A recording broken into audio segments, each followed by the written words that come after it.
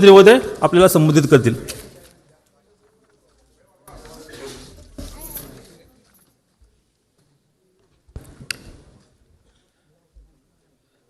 मराठी भाषा गौरव दिनाच्या निमित्ताने मंचावर उपस्थित राज्याचे उपमुख्यमंत्री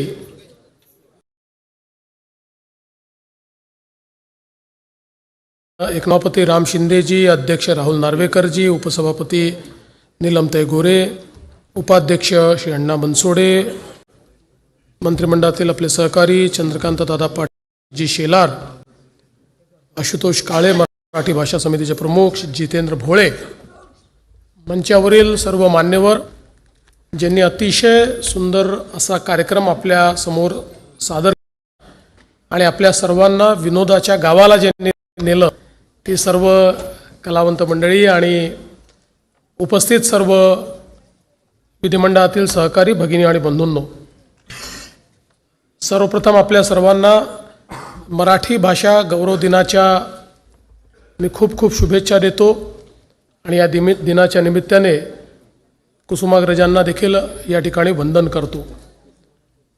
आपल्याला कल्पना आहे की 12 वाजता सभागृह सुरू करायचं आहे, 11:50 झाले आहेत आणि इथनं सभागृहाची वेळ काही अध्यक्षांना वाढवता येणार नाही। त्याच्यामुळे मी पहिल्यांदा तर अतिशय सुंदर हा कार्यक्रम आयोजित केल्याबद्दल विधिमंडळाचे मनापासून आभार मानतो आणि मराठीच्या विविध छटा या आपल्याला विनोदाच्या माध्यमातून दाखवण्याचा हा जो कार्यक्रम या ठिकाणी झाला, ज्यामध्ये उत्तम गाणी झाली, सुंदर असं अभिवाचन झालं, त्याच्यामध्ये कविता आपल्याला ऐकायला मिळाल्या आणि मला असं वाटतं की ज्याला इंग्रजीत आयसिंग ऑन द केक म्हणतात ते श्री मिलिंद जोशी यांनी शेवटी आपल्याला आचार्य अत्रे आणि पु ल देशपांडे या दोघांच्या व्यक्तिमत्वावर अतिशय सुंदर अशा प्रकारचं एक वक्तव्य या ठिकाणी केलं। खरं तर एखादा असा कार्यक्रम ज्यावेळेस होतो त्यावेळी त्या कार्यक्रमाच्या आनंदातच आपण सगळे इथनं गेलेलं बरं असं आपलं वाटतं, पण औपचारिकता देखील असते आणि ती औपचारिकता म्हणजे हा कार्यक्रम आहे। खरं तर आपलं विधानमंडळ हे देखील एक प्रकारे अनेक विनोद आणि विनोदाला जन्म देणारं असतं आणि मी तर अनेक वेळा असं म्हणतो की समजा आपलं संपूर्ण राजकीय क्षेत्र आणि त्या घटना त्या क्षेत्रात घडणारे विनोद आहेत हे जर आपण मायनस करून टाकले तर कदाचित मराठी नाटकं, मराठी चित्रपट यांच्या कथानकामध्ये 50% घट येईल। इतका मसाला आपण सगळे मिळून या सगळ्या साहित्यिकांना देत असतो, त्यामुळे साहित्याची निर्मिती आपण देखील करत असतो आणि आपल्याला कल्पना आहे की पूर्वीच्या काळामध्ये जेव्हा विधानमंडळातही आपण बघायचो की जी काही भाषणं व्हायची त्या भाषणांमध्ये विनोद, कोट्या, व्यंग अशा अनेक अंग आणि अनेक छटा आपल्याला पाहायला मिळायच्या। अगदी अलीकडच्या 25 वर्षामध्ये जर आपण बघितलं तर विलासरावजी असतील, गोपीनाथराव मुंडेजी असतील, यांच्या भाषणांमध्ये एकमेकावर केलेल्या कोट्या, त्यातनं निर्माण होणारा विनोद आपण बघितला। अनेक सदस्य आपण बघतो की जे अतिशय उत्तम पद्धतीनं आपली जी भाषणं आहेत ती भाषणं करतात, पण दुर्दैवाने अलीकडच्या काळामध्ये मला असं वाटतं की अनेक वेळा विनोदाला अस्मितेशी जोडलं जातं आणि त्यामुळे त्या विनोदातलं जे काही मर्म आहे ते पण निघून जातं आणि विनोद करण्याचं म्हणजे मगाशी जसं नीलम त्यांनी सांगितलं की घाबरून घाबरून माणूस विनोद करायला लागलेला आहे की बाबा याचा काय नेमका अर्थ निघेल आणि दिवसभर काय माध्यमांमध्ये चालेल हे देखील त्या ठिकाणी सांगता येत नाही। त्यामुळे मला असं वाटतं की तो आनंद जो आपल्या भाषणातला आहे तो देखील कमी झालेला आहे, पण निश्चितपणे मला असं वाटतं की मराठी साहित्याने, मराठी भाषेने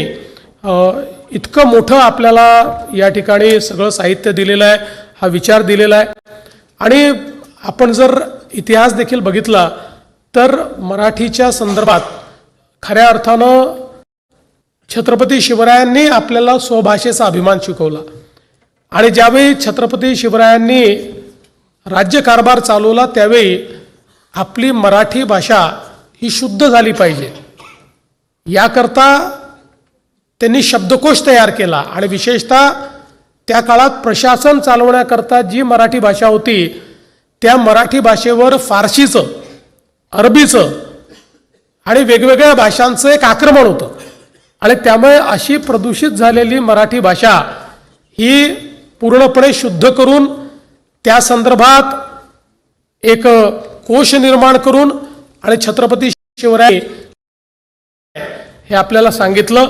त्यामुळे भाषेचा जो आपला आहे अभिमान छत्रपती शिवरायांपासून त्या ठिकाणी सुरू होतो आणि भाषेची आपली जी यात्रा आहे ती यात्रा अर्थातच कुठेतरी ज्ञानोबा तुकोबांच्या या सगळ्या प्रवासातनं आपल्याला पाहायला मिळते. आणि मला असं वाटतं की अगदी सुरुवातीच्या काळामध्ये लीळाचरित्र असेल किंवा वेगवेगळ्या प्रकारची जी काही वाङ्मय लिहिली गेली की ज्यांना आपण आद्य ग्रंथ म्हणून या ठिकाणी संबोधितो, त्यातनं मराठी आपली किती आत आहे हे आपल्याला पाहायला मिळतं. खरं म्हणजे या गोष्टीचा देखील आपल्या सर्वांनाच आनंद आहे की आपण तर मराठीला अभिजात आहे हे मानतच होतो, पण त्याला राजाश्रय मिळण्याची आवश्यकता होती. माननीय मोदीजींनी मराठीला राजश्रय देत त्याला अभिजात भाषेचा दर्जा दिला आणि म्हणून आपल्या सर्वांकरता ही अभिमानाची गोष्ट आहे.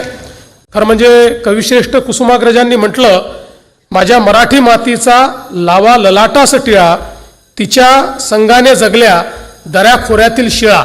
अशा पद्धतीची आपली ही मराठी भाषा आणि मला असं वाटतं की या भाषेची श्रीमंती आजही अगदी तासभराच्या कार्यक्रमामध्ये आपल्याला पाहायला मिळाली. सगळ्यांनी सांगितलं ही भाषा महाराष्ट्रातल्या दर 5-7 किलोमीटरवर कशी बदलते. आल्यानंतर सुरुवातीच्या काळामध्ये फार आम्हाला अडचणी होत्या, कारण शब्दाला काबे साल्या असं अतिशय सांस्कृतिक मराठी मी बोलायचो. पण इथे आल्यानंतर माझ्या असं लक्षात आलं की ही संस्कृती मुंबईला काही पटण्यासारखी नाही आहे आणि पुण्यात तर मला त्या ठिकाणी बहिष्कृतच केलं जाईल. त्यामुळे मी आपलं हळूहळू थोडंसं स्वतःला म्हणजे कसं बोलता येईल याच्याकडे मी नेलं. पण प्रत्येक भागातल्या मराठीचा आपला एक गोडवा आहे, तो गोडवा आपल्याला कायमच ठेवायचा आहे. आणि त्यासोबत सगळ्यात महत्त्वाचं आहे की आज आपण सगळे लोक मराठीचा या ठिकाणी गौरव करतो आहोत, तर या गौरवाच्या निमित्ताने आपली भाषा ही जास्तीत जास्त लोकांपर्यंत पोचली पाहिजे आणि त्यातलं जे अभिजात साहित्य आहे ते जास्तीत जास्त लोकांपर्यंत पोचलं पाहिजे. यातल्या ज्या लोककला आहेत, कारण भाषा ही केवळ अभिजात साहित्याने जिवंत राहते असं नाही, तर ती लोकभाषेमुळे लोककलेमुळे त्या ठिकाणी जिवंत असते. त्यामुळे या लोककला आपल्याला आपलं लोकसाहित्य, आपलं लोकनाट्य, आपली लोकगीतं ही सगळी कशी आपल्याला जिवंत ठेवता येतील, ती कशी आपल्या पुढच्या पिढीपर्यंत आपल्याला नेता येईल हे आपल्याला बघावं लागेल. मगाची विंचू चावला आपण बघितलं. आता विंचू चावला हा अभंग आहे एक प्रकारे, किंवा आपण जर बघितलं तर ते कसं अतिशय ज्याला आनंददायी गीत वाटतं किंवा गंमत वाटते, पण त्याच्यामधला जो काही भाव आहे, त्याच्यातला जो अर्थ आहे, तो मला असं वाटतं की कदाचित एखाद्या संताने जन्मभर आपल्याला एखादं प्रवचन सांगावं, त्यातला अर्थ आपल्याला कळणार नाही कळणार मला माहीत नाही, पण तोच अर्थ एका विंचू चावला या गीतातनं आपल्याला त्या ठिकाणी समजतो. आणि मनुष्याने कशा प्रकारे जगलं पाहिजे किंवा कुठल्या गोष्टींपासून दूर राहिलं पाहिजे हे सांगण्याचं काम विंचू चावलासारखं एक गीत या ठिकाणी करतं. आणि म्हणून मला असं वाटतं की या सगळ्या गोष्टी ज्या आहेत, या आपल्या भाषेने दिलेली ही जी देणगी आहे ही आपण निश्चितपणे त्याचं संवर्धनही केलं पाहिजे आणि ती पुढच्या पिढीपर्यंतही नेली पाहिजे. आणि त्याचसोबत आपली भाषा ही ज्ञानभाषा असली पाहिजे, कारण जगाच्या पाठीवर त्याच भाषा जिवंत राहतात ज्या ज्ञानभाषा होतात, ज्या व्यवहार भाषा होतात, ज्या भाषेतनं व्यवहार चालतात. आपण बघितलं जगामध्ये इंग्रजी सगळ्यात मोठी भाषा आहे, कारण राज्यकर्त्यांची भाषा होती. राज्यकर्त्यांची भाषा ही जगाची भाषा होते आणि म्हणून आपण आपल्या भाषेला ज्ञानभाषेमध्ये रूपांतरित करून कशा पद्धतीनं आपल्याला मराठीला पुढे नेता येईल, मराठीत शिकलेल्या जो व्यक्ती आहे, मराठी बोलणारा जो व्यक्ती आहे, याला मराठीमुळे प्रगती करता येते, अशा प्रकारचा भाव हा ज्यावेळी आपण जागृत करू त्याचवेळी मला असं वाटतं की भविष्यातली जी मराठी आहे त्याच्याकरता एक अतिशय मोकळी वाट आपण तयार करून देऊ. मी आज या निमित्ताने पुन्हा एकदा हा जो कार्यक्रम आहे या कार्यक्रमाकरता खूप खूप शुभेच्छा देतो. मराठी भाषेचं संवर्धन आपण करत राहूया अशा प्रकारच्या शुभेच्छा देतो. सगळ्या कलावंतांचं अभिनंदन करतो आणि या चांगल्या कार्यक्रमात मला बोलवलं त्याबद्दल आभार मानून 11:59 झालेले आहेत, 12 वाजायचे आहेत, त्याच्या आत मी माझं भाषण या ठिकाणी संपवतो. धन्यवाद. जय हिंद, जय महाराष्ट्र.